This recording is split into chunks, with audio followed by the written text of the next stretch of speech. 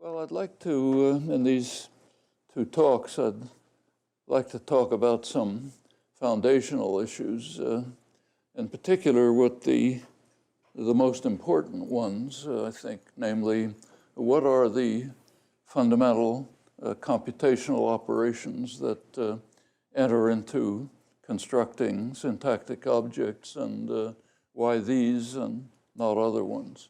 It turns out there's quite a lot to say about that since the last time I talked here. Many problems, some solutions. I'll get to this in the course of the discussion as far as I can.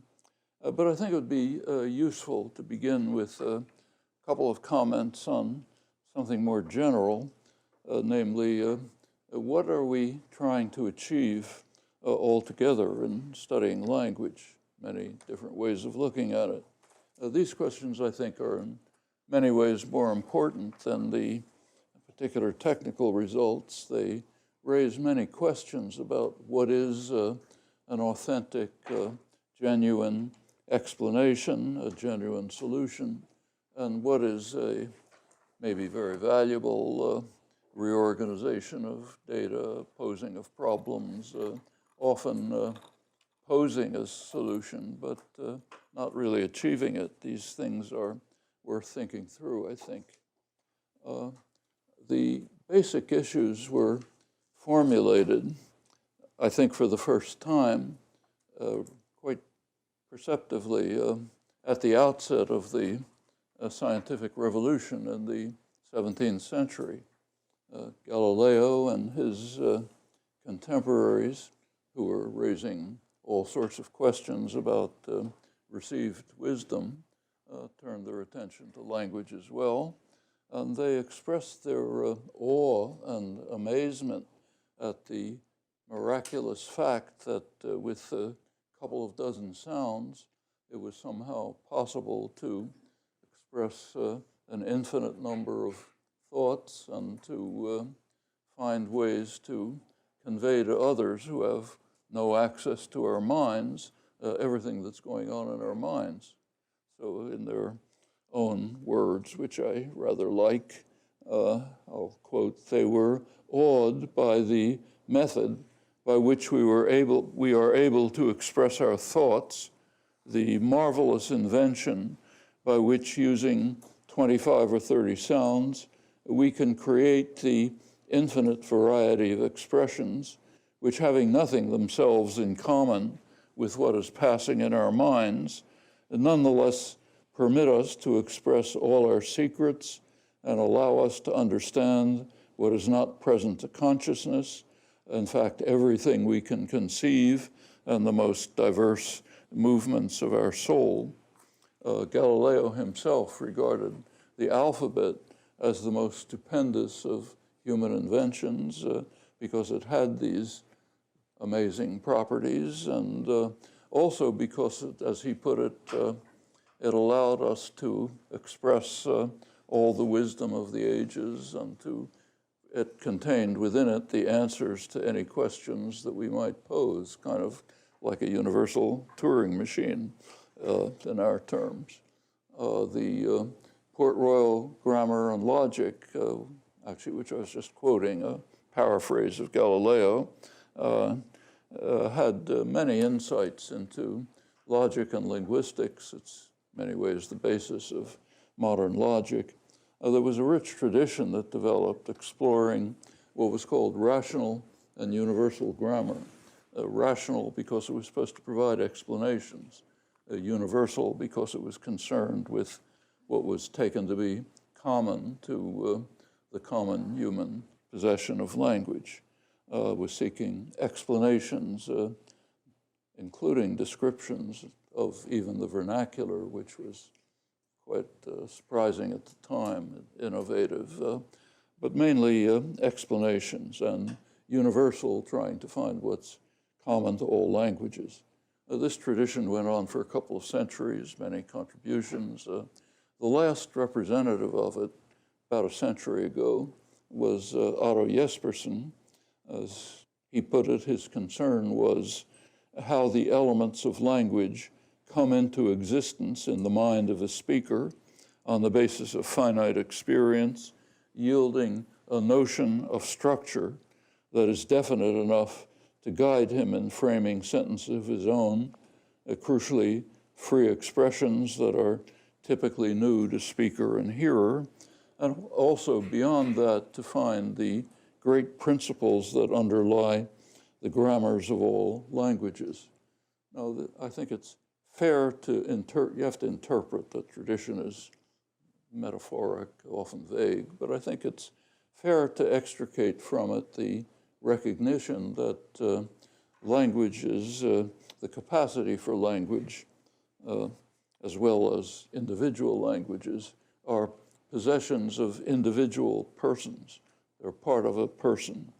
They're shared. It was recognized throughout the species without significant variation, and recognized to be unique to humans in fundamental respects. That general program falls within the natural sciences, within what these days is called the biolinguistic program. Of course, it ran into many difficulties, conceptual difficulties, empirical difficulties. The evidence was pretty thin, and nobody really understood how to capture the notion, Jesperson's notion of structure in the mind.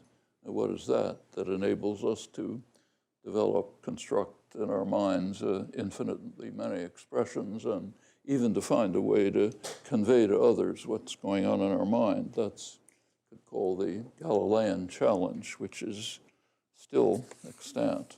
Well, all of this was swept aside in the 20th century by structuralist, behaviorist currents, which very typically adopted a very different approach to language, taking the object of study not to be something internal to the person, but some outside thing.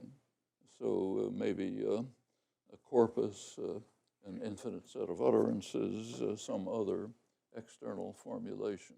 And you see this very clearly if you simply look at the definitions of language that were given through the early 20th century by the leading figures. So, for example, for de Saussure, a language is a kind of social contract. It's a collection, as he put, a collection of word images in the community of speakers. For Leonard Bloomfield, its language is the utterances that can be made in a particular speech community. For Harris, it's the distribution of morphemes in a set of sentences. For if you move to philosophy of language, say Van Quine, a language is, as he put it, I'm quoting, a fabric of sentences associated with one another and with stimuli by the mechanism of conditioned response. Elsewhere, an infinite set of sentences. David Lewis, languages, also took just languages. A language is some set of sentences, which is infinite. Both Quine and Lewis crucially argued that it makes sense to talk about an infinite set of sentences, but not of a particular way of generating them, which is a very strange notion if you think about it, because, and these are the leading logicians and philosophers, you can't talk about an infinite set in any coherent fashion unless you have some characterization of what's in it and what's not in it. Otherwise, you're not saying anything. But the behaviorist, the pressure of behaviorist beliefs was so powerful that the idea that there could be a privileged way of generating that infinite set was, as Quine put it, folly. Lewis put it, something unintelligible. But whatever any of these entities are, they're outside the individual. The tradition was completely forgotten. People like Jesperson, the last representative, were literally unknown. There's good review of this by a historian of linguistics, Julia Falk, who runs through the way Jesperson was disappeared in the first half of the 20th century, and the whole tradition way back also.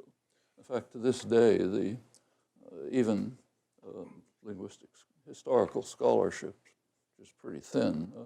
It barely recognizes any of the things I've mentioned. Well, so returning to the forgotten tradition, by the mid-20th century, there were clear ways of capturing the concept, notion of structure in the mind, Jesperson's concept. Turing, other great mathematicians, had established the tools for addressing the Galilean challenge, something you're all, I'm sure, familiar with. So Jesperson's notion of structure becomes what's now called the I language, the internal generative system, finite system that determines an infinite array of hierarchically structured expressions that express thoughts insofar as they can be expressed linguistically, and it can be externalized in sensory motor systems, typically, though we know, not necessarily sound. We can call this the basic property of language. Well, to meet the Galilean challenge, there are several tasks that have to be undertaken. The main one, of course, is to try to determine the internal languages, the I languages of speakers of typologically varied languages, a huge task. Then the question comes of how a speaker selects a particular expression from the internal I language. Then how the expression, once selected, is externalized, and the inverse, how the externalization is internalized by the hearer.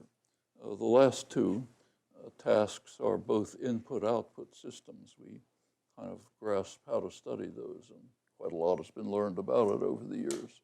The first of them, how the speaker selects a syntactic object out of the infinite array, that's a total mystery. There's nothing to say about it. That's true of voluntary behavior generally. So actually here at MIT, two of the leading specialists on the neuroscience of voluntary action, Emilio Bizzi, Robert Ajamian, about a year ago, wrote a kind of state-of-the-art article in which they discussed what they know about voluntary motion, simple, not language, simple things like lifting your finger, you know. And they said, well, they put it, as they said, fancifully, that we're beginning to learn about the puppet and the strings, but we can't say anything at all about the puppeteer. So how you select what you're going to do remains the kind of question that you can't even pose intelligibly in the sciences at this stage here as well. Well, the I language, keeping to the tradition, is a property of the individual, and also the species-specific faculty of language, also an internal property, something which allows the I language to be acquired. And it has to meet a couple of empirical conditions, two conditions which are kind of conflicting. The conditions of learnability and the conditions of evolvability. So whatever the faculty of language is, it's got to be rich enough so that possessing it, a child can acquire the I language from the scattered and limited data available, and it is scattered and limited, and it has to achieve the internal system which has all of these rich and complex consequences. So it has to be that rich, but it also has to be simple enough so that it could have evolved. And now we can be a little more specific about that because some of the conditions of evolution of language are coming to light, and I'll talk about it later if there's time, and the evolution has to meet those empirical conditions. Well, those are the conditions for a genuine explanation. If some proposed descriptive device satisfies these conditions, then it's the basis for an explanation for addressing the Galilean challenge as it was formulated and developed in the tradition of rational and universal grammar. The general explanation is always at the level of UG, the theory of the faculty of language, and it has to offer some prospects of satisfying the conditions of learnability and evolvability. That's a pretty austere requirement, very austere requirement, but it's the right requirement. Anything short of that is short of actually explaining things. It's maybe very valuable, maybe organizing problems in an interesting way, can move on from there, but still falls short of general explanation. We can now, I think, grasp somewhat more clearly what actually is a genuine explanation, something that was really not possible in earlier stages of linguistic inquiry.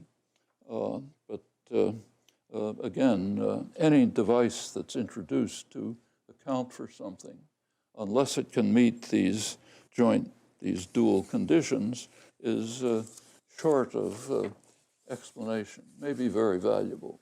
So many examples. Take a concrete example to illustrate about something I'll come back to later if there's time.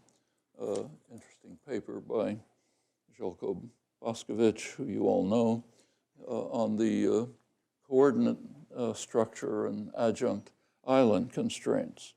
And what he points out is that each of these constraints poses many problems, many mysteries, but his paper is an effort to try to reduce the mysteries by reducing both constraints to the same constraint, using the device of Neo-Davidsonian event semantics, which interprets a junction as a kind of coordination. So you can reduce both of the problems to the same problem, coordination, and then we still have the mysteries, but now a simpler problem, one set of mysteries instead of two independent ones. It tries to show that the problems then reduce in this way.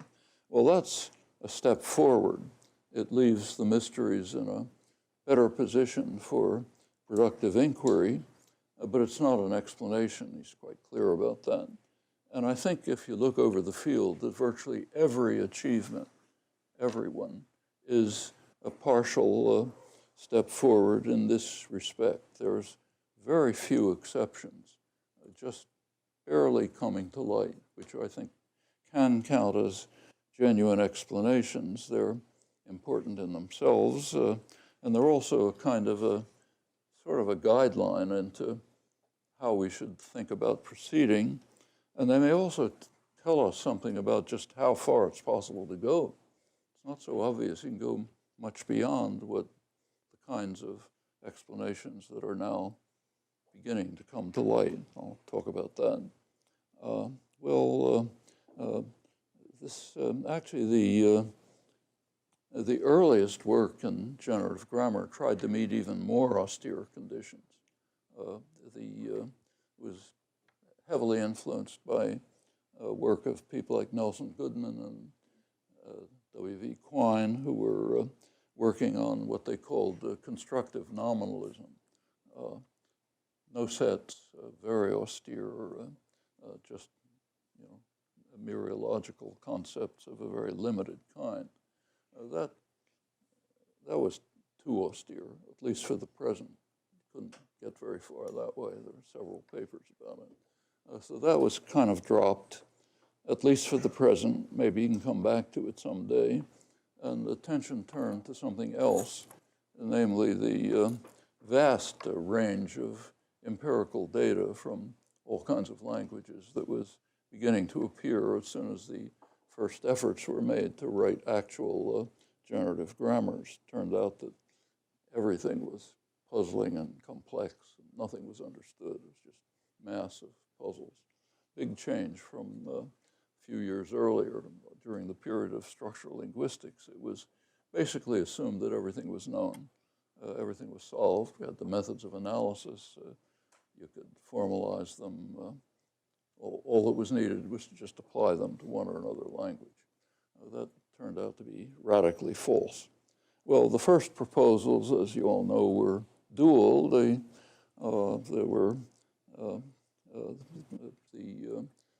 were operations to deal with the problem of compositionality, phrase structure grammar, and totally different operations to deal with the phenomenon of dislocation, ubiquitous phenomenon, transformational grammar.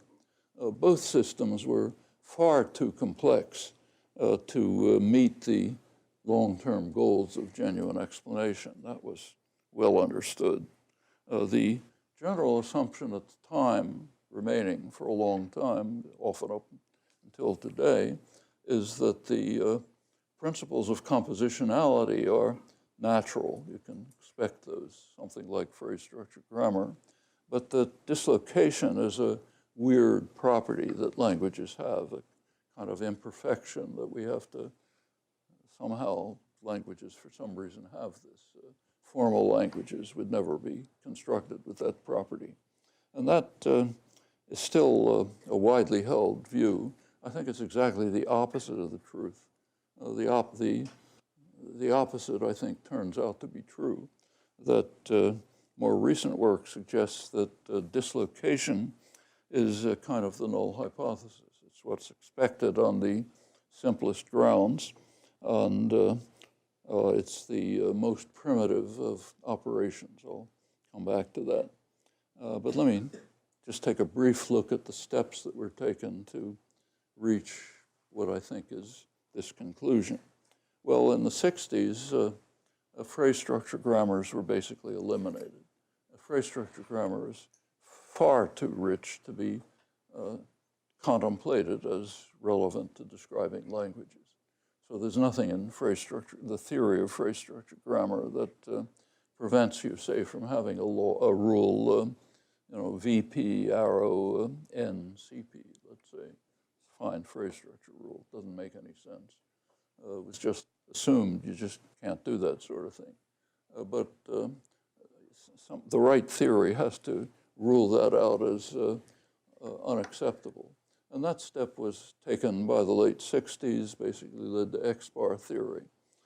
X-bar theory had interesting consequences, which weren't really fully appreciated at the time. They're obvious in retrospect.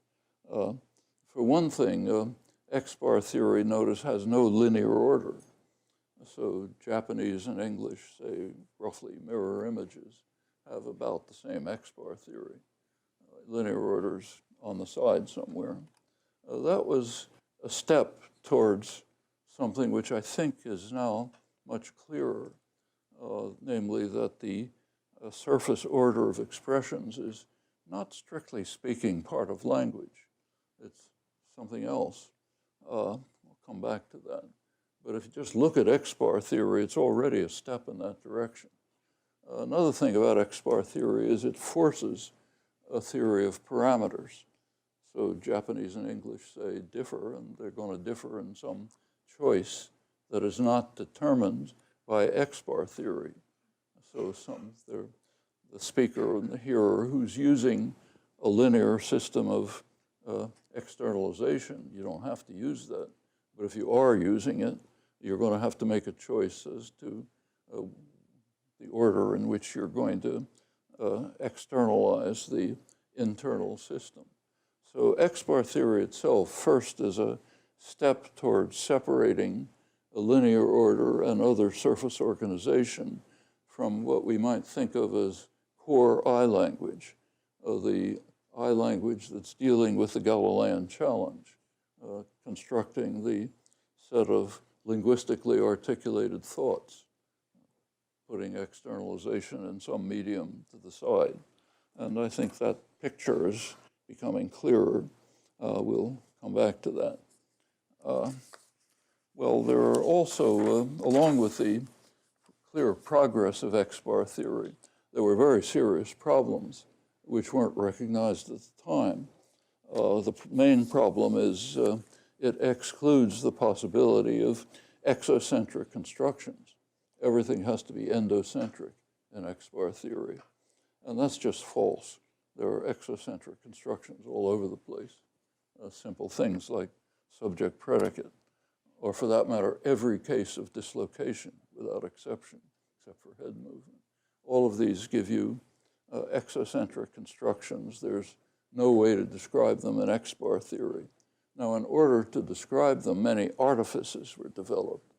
So, for example, if you have a subject-predicate construction, maybe it was called a TP or an IP or something like it, or a VP. But that's just stipulation. You could just as well call it an NP, let's say. And this runs all the way through the descriptive apparatus. So there was a serious problem, not really recognized till a couple of years ago.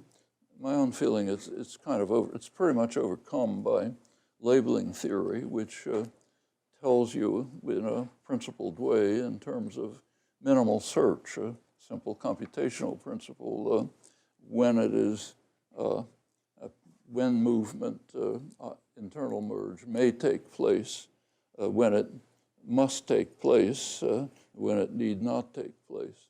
And there are many interesting results and plenty of interesting problems about this, a lot of very intriguing material, most of which I presume you're familiar with. Well, by moving up to the 1990s, it did seem to a number of us that enough had been learned, so it might be possible for the first time to confront the problem of genuine explanation. That's what's called the minimalist program. Pursuing that program, if you want a genuine explanation, you want to start with computational operations which meet the conditions of learnability and evolvability. Well, the easiest way to meet the condition of learnability is to say that learnability is zero. It's just innate, nothing to say about it. And the easiest way to meet the condition of evolvability would be to say, let's find a computational principle that had to evolve. There was no way for it not to have evolved. Well, if you look at those two conditions, they're satisfied by the most elementary computational operation, what's been called merge in recent years, which incidentally has many problems that I'll come back to, but basically just the operation of a binary set formation. It has to be there because the basic property exists, okay? And that means at the very least, the simplest operation must exist. Maybe more complex ones, but at least the simplest one. So we know that it has to exist, had to have evolved. So it meets the condition of evolvability. That leaves the question of just how it happened and what the neurological implication is, but whatever the answers to those, this is an operation that had to evolve. And having evolved, it's innate, so it meets the condition of learnability. So if you can reduce something to that, you do have a genuine explanation. That's as far as it's possible to go, okay? If you can't go that far, it's a description. It's not a genuine explanation. Again, this is a pretty austere requirement, but I think it's the one we ought to have in mind when we're thinking about the goals of our efforts in inquiring into language.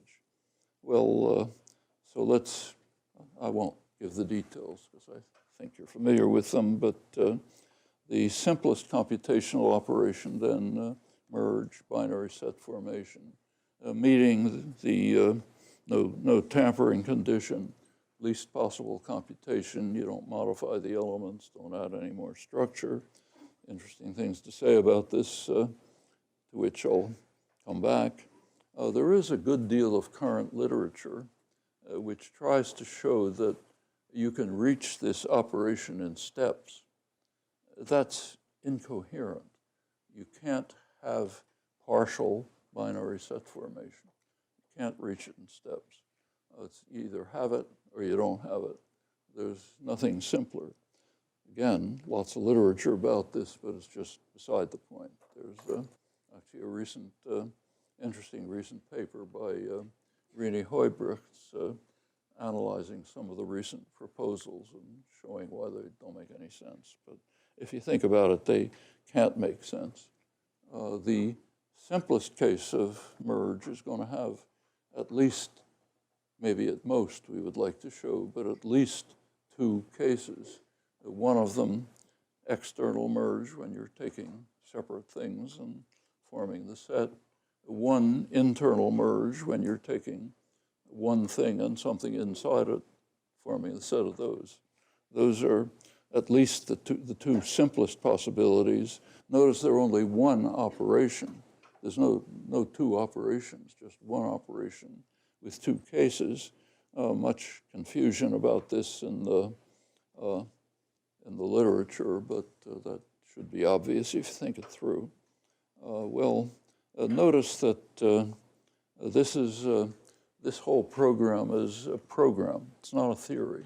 The program is to see how far can we go if we take the simplest possible operation and try to give genuine explanations in terms of it.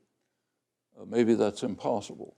Maybe you have to find more complex operations. But in that case, it's going to be necessary to demonstrate how they can be acquired, how they can be learned, and how they could have evolved. And that's not so trivial. You can't just say, well, natural selection does anything I like. That's not an explanation. You have to give a real explanation. Very difficult in biology. It's in the biological literature, it's pointed out that it's fiendishly difficult, standard phrase, to give an account of the evolution of almost any trait, even the simplest ones, like having blue eyes, for example. And it's not the kind of thing you can hand wave about. So either you can try to meet that condition or recognize that you don't have genuine explanations. Well, there have been, I think, substantial achievements in the last recent years in trying to gain genuine explanations. They do have problems. I want to return to the problems later, but I'll put them on the shelf for a moment. One achievement, which is not trivial, is to unify the two traditional kinds of operations, compositionality and dislocation. They are unified once you keep to the simplest computational operation. So far from being an imperfection, as was always assumed by me in particular, it would take a stipulation to bar dislocation. If you have no stipulations at all, you get dislocation. Furthermore, as I mentioned before, that's arguably the simplest case of merge. If you want, actually, you can't have only one and not the other, because once you have merge, you have both. But if you're looking for one that's more primitive, it's probably internal merge. The reasons for that are quite straightforward. External merge requires enormous search. To put two things together that are separate, first of all, you have to search the entire lexicon. Then you have to search everything that's already been constructed and maybe is sitting there somewhere waiting to be merged. With internal merge, you have almost no search at all. So one reason for regarding internal merge dislocation as more primitive, it requires a tiny fraction of the search. But there's a good deal more than that. There's some interesting suggestions in the literature. They're not definitive, but they're suggestive. So one was some work that was done by Marv Minsky a couple of decades ago. He and one of his students just explored what would happen if you took the simplest Turing machines, smallest number of states, smallest number of symbols, and just let them run free and see what happens. What turned out was kind of interesting. Most of them crashed, either got into infinite loops or just stopped. But the ones that didn't crash, all of them gave the successor function. Now, what's the successor function? Well, one thing the successor function is internal merge. So if you take a merge and you have a one-member lexicon, just run 3, get the successor function. Minsky's argument at the time was that probably evolution, in the course of evolution, nature found the simplest thing. That's what you'd expect. So it found the successor function. And that happens to be internal merge, not external merge. If you look at other organisms, way down to the level of insects, they count. So an ant, say, can count the number of steps it's taken. It's got a counter, maybe a set of counters inside. And if you look at just the mathematics of successive counters, they kind of tend towards the successor function. It doesn't take a big step to move them up to the successor function. So from various points of view, it seems plausible to think that of the core operations, the most primitive one is actually dislocation, contrary to what was always thought. And as you get richer constructions, you have external merge, and it gives you richer kinds of languages. We plainly have it in natural language. It's not just internal merge. And interesting question is why. It probably has to do with argument structure, which is uniquely related to external merge. I'll come back to that.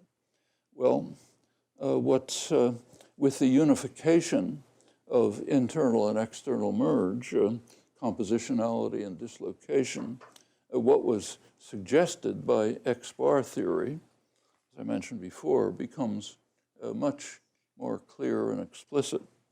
So it seems that the generation of the CI interface, sometimes called LF, what gets semantically interpreted, the linguistically articulated thoughts, that's we can call core I language, and that just keeps the structure. No linear order, no other kinds of arrangements. So why is there linear order in spoken language? Incidentally, not strictly in sign language. So in sign language, which we know to be essentially equivalent to spoken language, there's different dimensionality. So you can use visual space. You can use simultaneous operations, facial gestures and motions. So it's not strictly linear. It makes use of the contingencies allowed by the space that's of externalization. But speech happens to be linear. You have to string words one after another. So if you pick that particular modality of externalization, yes, you're going to have linear order. But does linear order have anything to do with language? Well, depends what you think you want to call language. But what it really has to do with is an amalgam of two totally different independent systems. One of them, internal language, the other, a particularly sensory motor system, which has absolutely nothing to do with language. The sensory motor systems were around hundreds of thousands, maybe millions of years before language ever appeared. And they don't seem to have been affected by language. At most, there's very minor suggestions about slight adaptations that might have taken place for, say, changes of the alveolar ridge in click languages. There's some very small things, but basically the sensory motor systems seem independent of language. But if you do externalize the internal system through this filter, you're going to get linear order. But strictly speaking, that's a property of an amalgam of two independent systems. And in fact, that's true of externalization altogether. And notice that externalization poses a hard problem. You have two completely independent systems. They have nothing to do with one another. You have to match them somehow. You can expect that process to be pretty complex and also to be variable. You can do it in many different ways. Also to be easily mutable, can change from one generation to another under slight effects. Putting all these expectations together, what is a natural expectation, and I think it increasingly is coming to be imaginable, maybe true, is that the variety and complexity and mutability of language is basically a property of externalization, not a property of language itself. And it could turn out to be true. It's a goal at the moment that the core I language is really unique, may not vary from language to language. Actually, that much is pretty much tacitly assumed in essentially all the work on formal semantics and pragmatics. It's not assumed to be parameterized from one language to another or to be learned somehow. It's just there, which means if we ever understand it properly, it'll be reducible to elementary computations which just don't vary. That's the way the internal system works. That should be the goal of inquiry in those directions. I should say, just as a terminological point, what's called formal semantics is actually a form of syntax. It's symbolic manipulation. Technically, something becomes semantics when you relate it to the external world, and that's a tricky business. Even things like, say, event calculus, if you think about it, events are really mental constructions. You can't find them in the outside world. You construct them there. And the task of relating what's internal to the external world, dealing with questions of reference, is no trivial matter. A lot to say about this, but I'll put it aside. But it seems to me we can see a goal for all of this work to try to reduce it to computational operations that do meet the conditions of genuine explanation. Again, a very austere criterion, but I think one that's worth keeping in mind. Well, these are all possibilities that I think are looking increasingly plausible. The field may go in that direction. Be very striking discovery if it really does. Well, let's go on with genuine explanations. One of them is dislocation, putting it together with compositionality. And notice that that includes automatically the basis for what's called reconstruction. You keep to the no tampering condition, you automatically get what's called the copy theory of movement. That's the basis for the complex properties of reconstruction. There's a lot to look into, but that's essentially the basis for it. You don't need rules of reconstruction. They're just there. That's automatic. Well, of genuine explanations, the most interesting case, I think, is the old principle of structure dependence. This was discovered back in the 1950s. This is a really strange principle of language which had never been noticed, namely that the rules and operations of language, the ones that yield interpretation of sentences, don't pay any attention to linear order. They just deal with structures, which is extremely puzzling when you think about it, because linear order is what you hear. It's 100% of what you hear. You never hear structure. Furthermore, at least superficially, it seems that computations on linear order are simpler than computations on structure. From another point of view, that turns out to be false, but at least superficially, that looks right.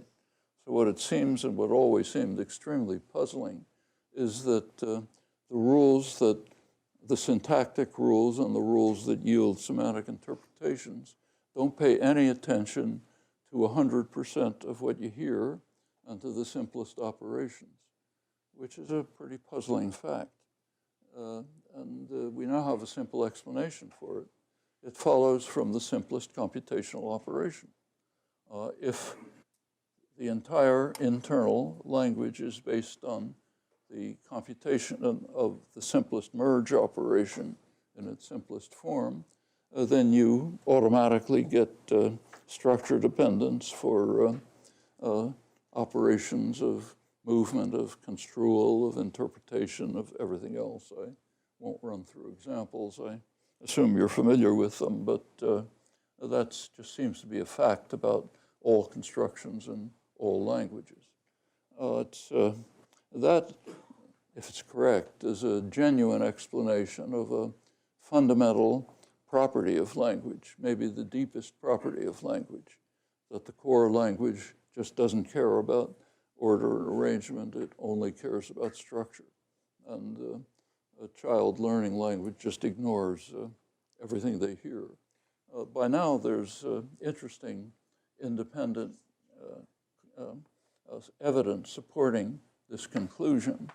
So for studies of language acquisition, which have proceeded in very sophisticated ways by now, have now gotten down to the point where 30-month-old infants have been shown already to observe the principle of structure dependence.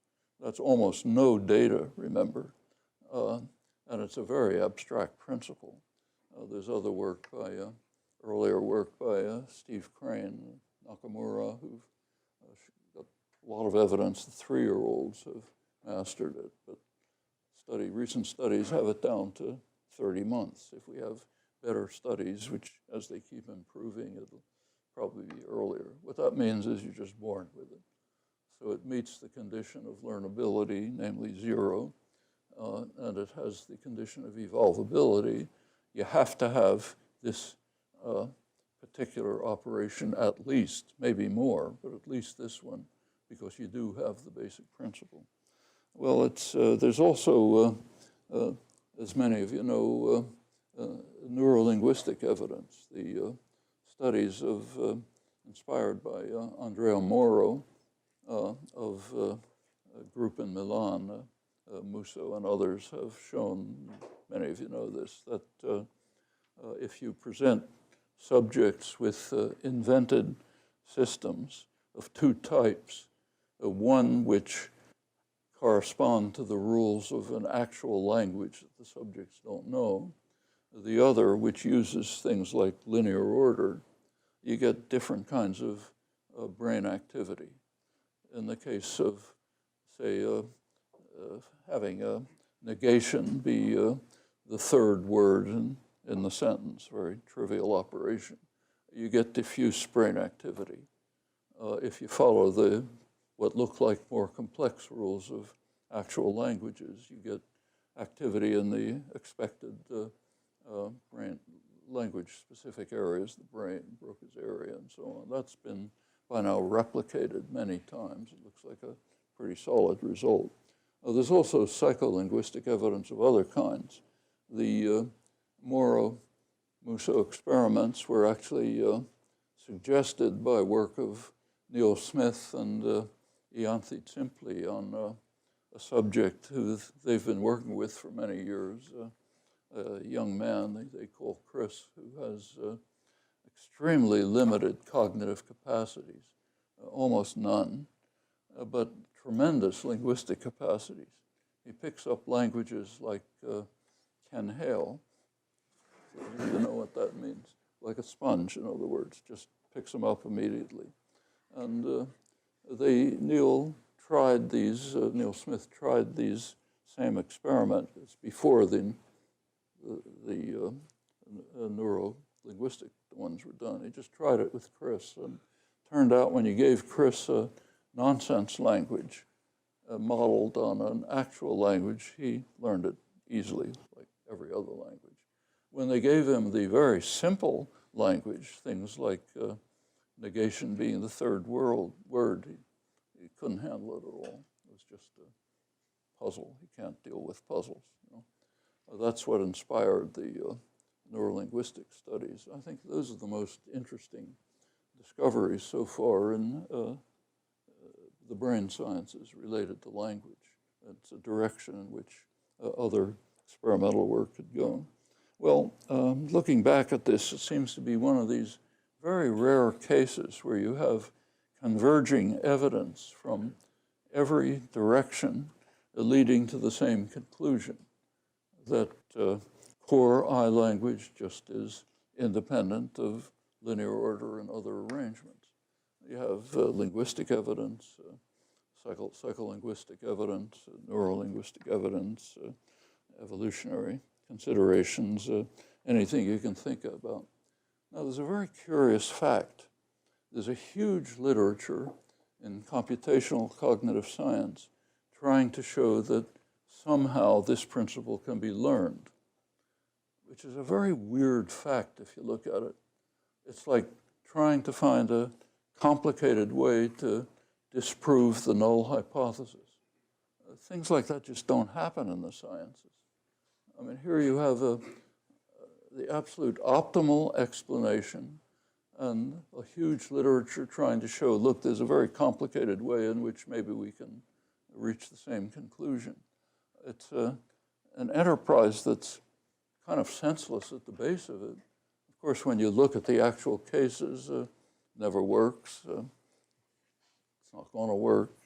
If it did work, it would be meaningless because it's always asking the wrong question.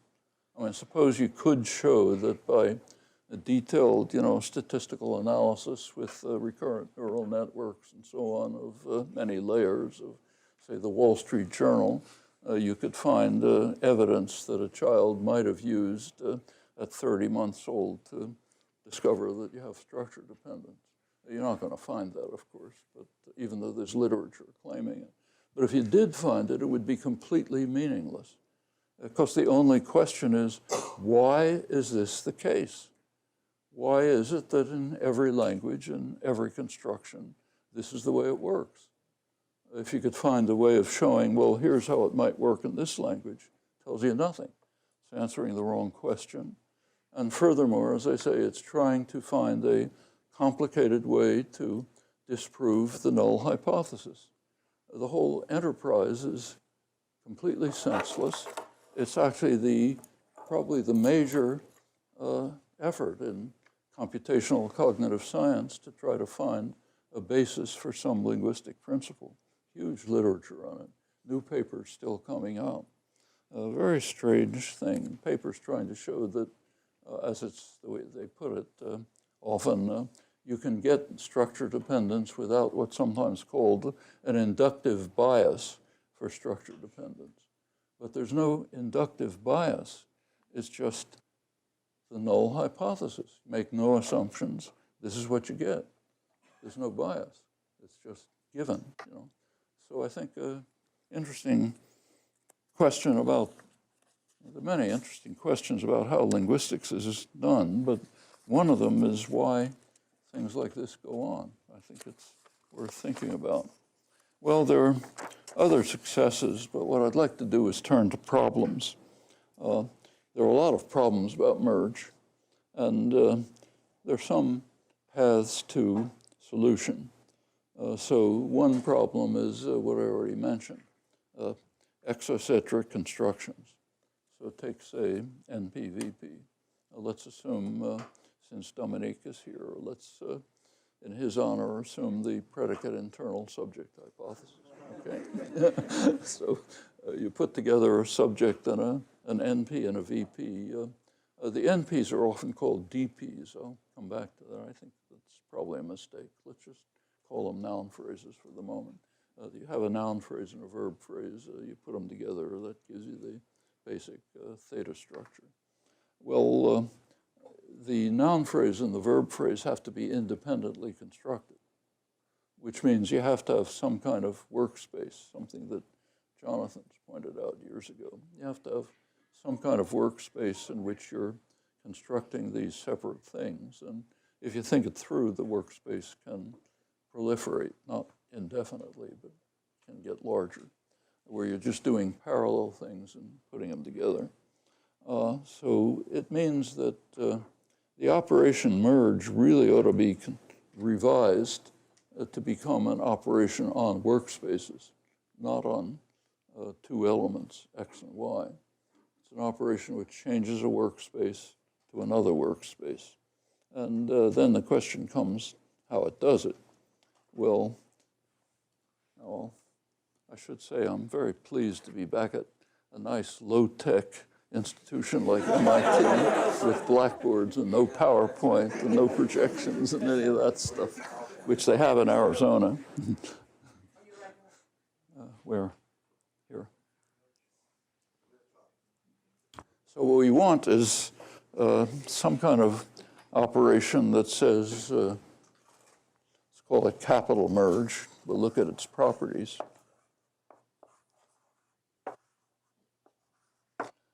Which takes two things, call them P and Q, the guys we're going to merge, and a workspace, and turns it into some other workspace. So what's the other workspace? Well, it's going to include the set PQ, the two guys we're putting together. In fact, let me use a different notation for reasons I'll mention. For a workspace is a set, but we want to distinguish it from the syntactic objects, which are sets. So a workspace doesn't merge with something. So just for convenience, just use a different notation. So the new thing will include the set PQ and a lot of other junk.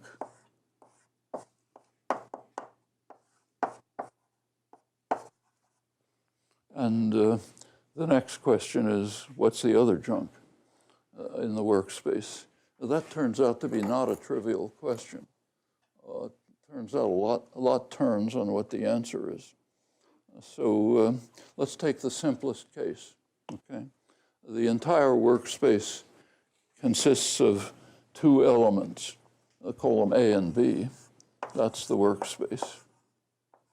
And suppose we decide to merge them. So we get the new workspace, which includes the set AB. And does it include anything else? So for example, does it include A and B? Well, if we think about the way recursion generally works, it should include A and B. So if you're doing, say, proof theory, okay, you're generating a proof. You construct a line from axioms and former things, and you can go back to that line if you like. You can always go back to anything you've produced already for the next step. But there's a good reason to believe that for organisms, and particularly humans, it doesn't work that way. And you can see that if you think what would happen if you did allow this to happen. Okay, suppose you allow this. Then you could go on to construct some much bigger object here, including AB as a term, but it could be of arbitrary complexity, you know, any kind of complexity you like.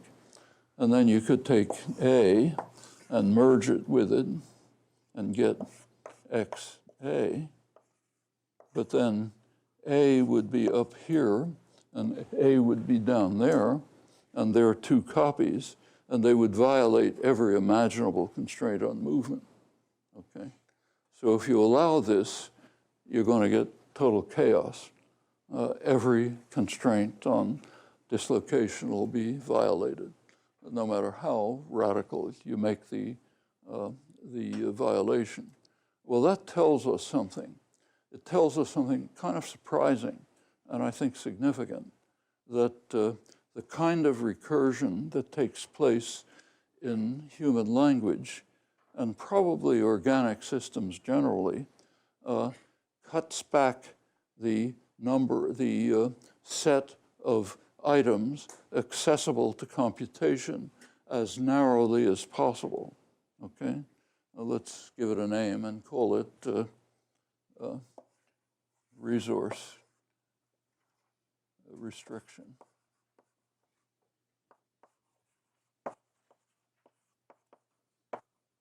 RR for simplicity.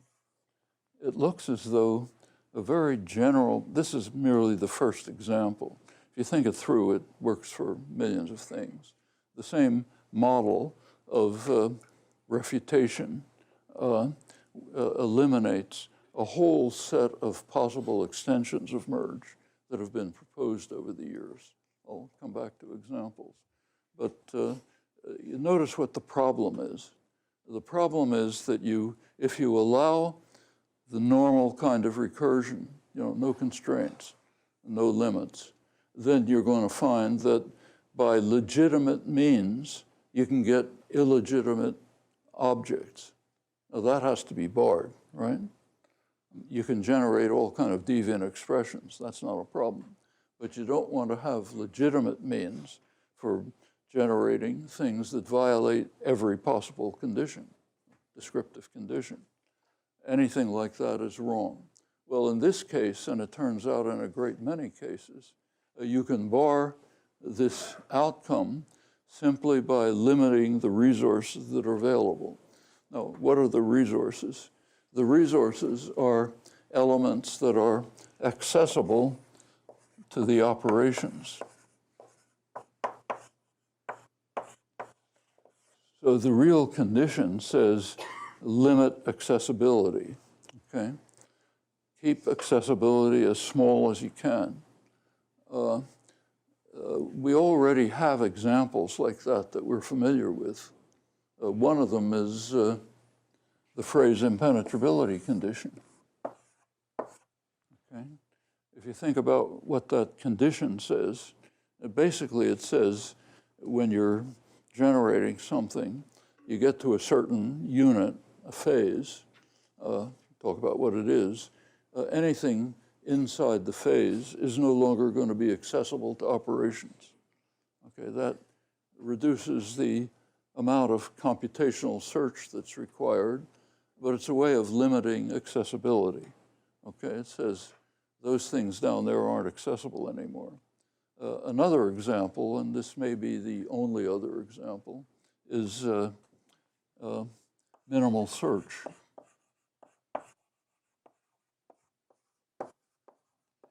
This is what's often called a third factor property.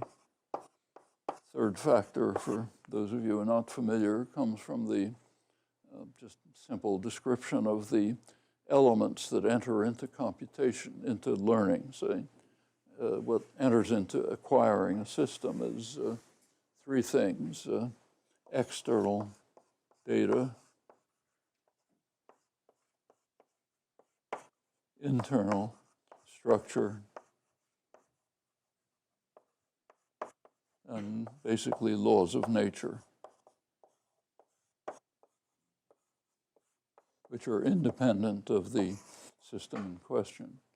So if you're studying growth of arms, let's say, humans grow arms, not wings, partly because of nutrition to the embryo, and partly, in fact, largely because of internal structure, just genetic determination, and extensively simply because of the way physical laws operate. There's only certain ways that organisms can develop, other ways just aren't possible. You put these together, you account for any kind of growth and development. The same is true of language.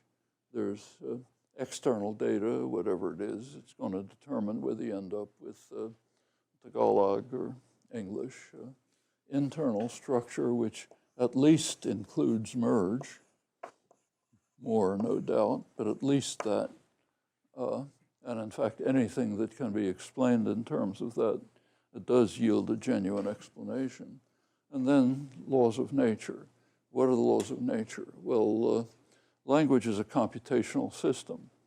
It's kind of unusual fact. That's rare in organic nature, maybe unique even, aside from counters. But anyway, that's what language is. So among the laws of nature that you would expect would be things like computation, elimination of computational complexity, doing things as simply as possible. Several reasons for that. One of them actually goes back to Galileo again. One of Galileo's precepts was that nature is simple, and it's the task of the scientist to prove it, whether it's falling objects or flight of birds or growth of flowers or whatever. That's a kind of a prescriptive hypothesis. You can't prove it, but it's been extraordinarily successful. In fact, the whole success of the sciences in the last 500 years is based on that. And that's a good enough reason to assume that it works for us too. Reasonable to accept that. There's a general point which just has to do with the nature of explanation. It's just a fact about explanation that the simpler the assumptions, the deeper the explanation. That's just kind of logic. So there's a lot of I should say in the case of language, there's another reason to believe it, which is unique to language. And it has to do with the conditions on evolution of language. We don't know, very little is known about evolution altogether. If you, as I said, to try to really account for the development of any particular trait is very hard, even in simple cases. In sort of the, evolutionary psychology literature, everything looks easy, happened by natural selection, why not, But when you really try to explain something, it turns out to be hard. In the case of cognitive development, it's uniquely hard because you have no fossil records, okay? No tape recordings of people doing whatever they were doing 100,000 years ago. Okay? Furthermore, when you deal with language in particular, it's super hard. With other organic systems, say vision, you have comparative evidence. You can study cats and monkeys, which have essentially the same visual system. And with them, we, rightly or wrongly, allow ourselves to do invasive experiments. So you can stick a neuron into one cell in the striate cortex and see what's happening and so on. And you learn a lot from that. That's how we know about human vision. But in language, you can't do it because there's no other analogous system. It's a unique system.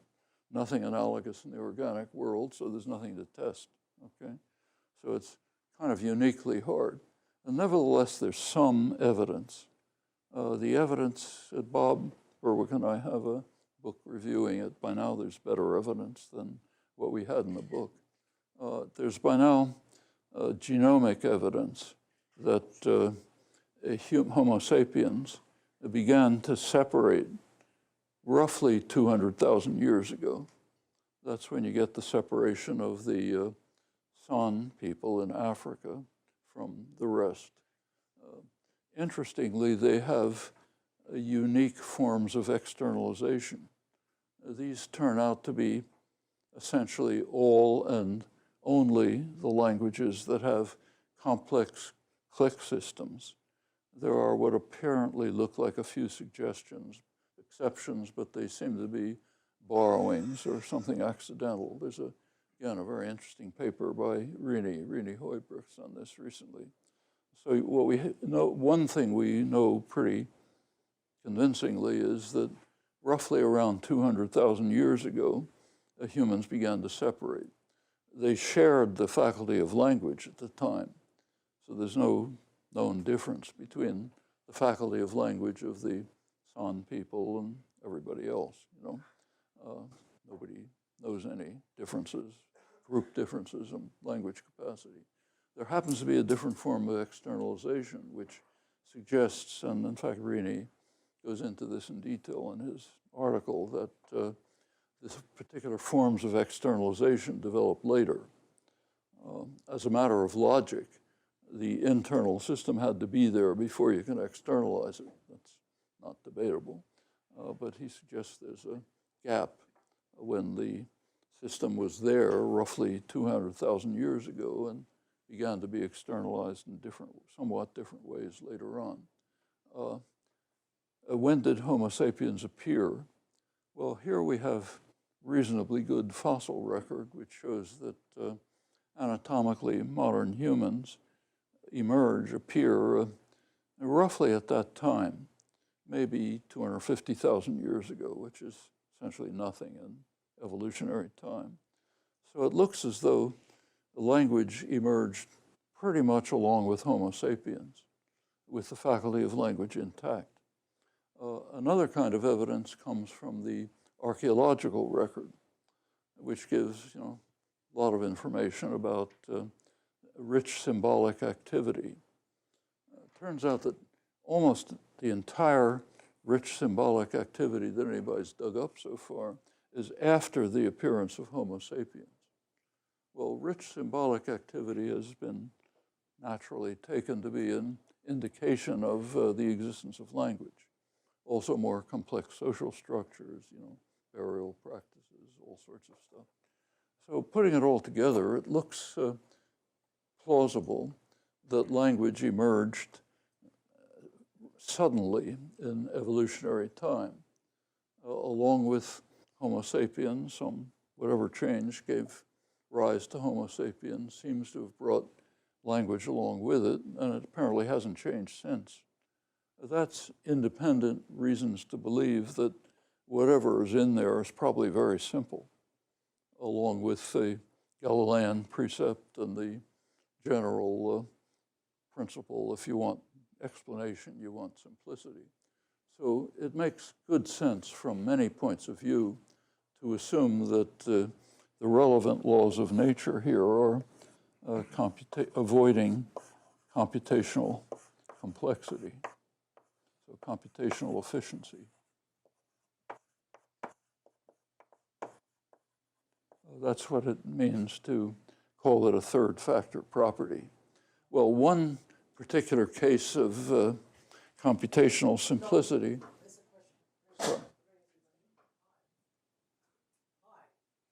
Hi, how you doing? What are you doing here? You graduated years ago. Yes, it's Thursday afternoon. Go back to Tufts. Come back here. I'm wondering where you put among the three factors the fact that the computation has to run on neurons. Neurons? Yeah. That's third factor. Okay. First of all, it's not necessarily the case. That's a myth, There's a myth that neural nets are what do the computation, but there's pretty good evidence that that's not true. The neural nets just don't have the computational. Pardon? What? I was talking about real neurons. Real neurons. Yeah, not computational. I'm talking about real neurons. Yeah. Real neurons may not be the elements that enter into computation. There's by now reasonably strong evidence against that. Randy Gallistle's book with William King is a very good case where he gives strong evidence, Randy, that if you look at neural nets, you simply cannot find the basic elements of essentially Turing machines. You can't find the core kind of computational element that yields computational activity. It's just not there in neural nets. So what he's arguing is that people who've been looking for neural net accounts of computation are like the traditional blind guy who's looking under the lamppost for his lost keys, because even though he lost them across the street, because that's where the light is. So yes, we know something about neural nets, but it happens that what we're looking for is somewhere else. There's a lot more evidence. The speed and the speed and scale of computation is way beyond what neural nets are capable of. And by now there's, including Randy's particular proposal, is that the computation is actually down at the molecular level, having to do with RNA and so on. There are other proposals by not inconsiderable people like Roger Penrose, for example, that the computation is being done by structures that are internal to neurons, which have vastly greater computational capacity. There's chemical processes that go on in the brain that aren't captured by neural nets. So the fact, and it's been known as far back as Helmholtz, that speed of transition of in neurons is just kind of too slow to be doing very much. So it looks like we're going to have to look elsewhere to find the implementation of computational systems. But there's something there, and it's going to be a third factor property, something about the brain, clearly. We talk about this in our book, in fact. So yes, surely we're going to try to relate whatever's going on ultimately down to the level of cells, That's science, to try to reduce everything, okay? So that's all third factor, if you like. But just talking about neural nets is kind of like talking about natural selection. Yeah, I thought you brought up neurons. Yeah, neurons in the brain. Something in the brain, yeah. Okay. Yeah, surely something in the brain is responsible for this, not the foot, let's say. You can amputate your leg, you still have language. Amputate your head, you don't. So yeah, we agree there's something going on in there. It's a tricky question. It's a very hard question, even for simple traits, not just language. Very simple traits. As I said, you look in technical studies of evolution, the phrase that's often used is fiendishly difficult to find the evolutionary basis for even the simplest traits. So to think we're going to suddenly find them for language is a little misleading. There are some interesting ideas. So Angela Friderici's book that came out recently, MIT Press book on the state of the art in neurolinguistics, gives interesting suggestions about what might be involved in the probably small brain change in brain rewiring that led to the appearance of merge or something like it.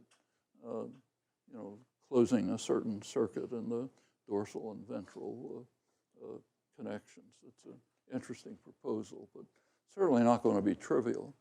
It's a hard problem. Yes, that would be third factor. So now, where was I? He's always been very disruptive ever since he was a student. So it's innate. Maybe I'll just kind of end here and go on next time. But one principle that we're going to expect for many reasons is computational efficiency. Minimal search is the strongest form of computational efficiency. Search as little as possible. And there is a case of restricting accessibility that we're familiar with, which reduces to minimal search. That's the case of successive cyclic movement. So suppose you've taken a WH phrase and you've moved it up to here, and then you've moved it up to here, and you keep going. And suppose both of these, neither of these, let's say, is blocked by the phase impenetrability condition. Suppose that only blocks things here. Well, the next thing that's raised is this one, not that one, okay? We just take that for granted. Nobody talks about it. But if you ask why, it's, again, a minimal search question. Whatever's selecting the operation, and argue about what it is, that goes back to that mystery I mentioned, is going to take this guy, because that's the one it's going to find by minimal search. So we have at least two cases already that we're familiar with of limiting accessibility. One PIC, which is pretty broad, the other minimal search, which we've just taken for granted. And maybe that exhausts it. But now I think there's a broader general principle which says just restrict resources. That will have a lot of effects. I'll come back to more examples of that next time. There's a temptation at this point to relate restrict resources to something that Ray and I were just talking about, the fact that the brain is just slow. That doesn't work fast, works quite slowly. And there's many domains in which that is the case. So in many ways, the most striking one is vision. If you look at the sensory motor system, the visual system, the cells of the retina are actually responsive to single photons of light. Okay, they give you a maximal amount of information. The brain doesn't want all that information. It just be way overloaded if it ever got that kind of information inside. So whatever the visual system is doing is, the first step it's doing is throwing out almost all the information that's coming from the retina. And apparently every sensory motor system, every sensory system is like that. The first thing it does is throw away just about everything and try to get down to something limited enough so this slow brain up here can deal with it somehow. That looks very much like a general property of which resource limitation of the kind that says don't do ordinary recursion, but restrict the resources, of which this is some special case. All seems to converge kind of plausibly. We're very familiar with this in the study of language acquisition. So as you all know, an infant acquiring a phonetic system is basically throwing away information. It's throwing away tons of information in the first months of life, and maybe at about 9 months or a year saying, these are the only things I'm going to pay attention to. And the same thing goes on through the rest of language acquisition. If you look at something like Charles Yang's general approach to language acquisition, where you're just shifting, the child starts with all possible grammars, I languages, and then it changes the probability distribution of them as data comes along, reducing the probability of things that don't have evidence for them so that they become fundamentally invisible. It's also a matter of throwing away lots of information and converging on just a little bit. The development of the brain is constantly losing neurons because you don't want all this junk around. You want just what you need. And resource limitation fits pretty naturally into that system. I think I'll stop here and try to come back to more detailed examples next time. Okay. Unless somebody else wants to disrupt.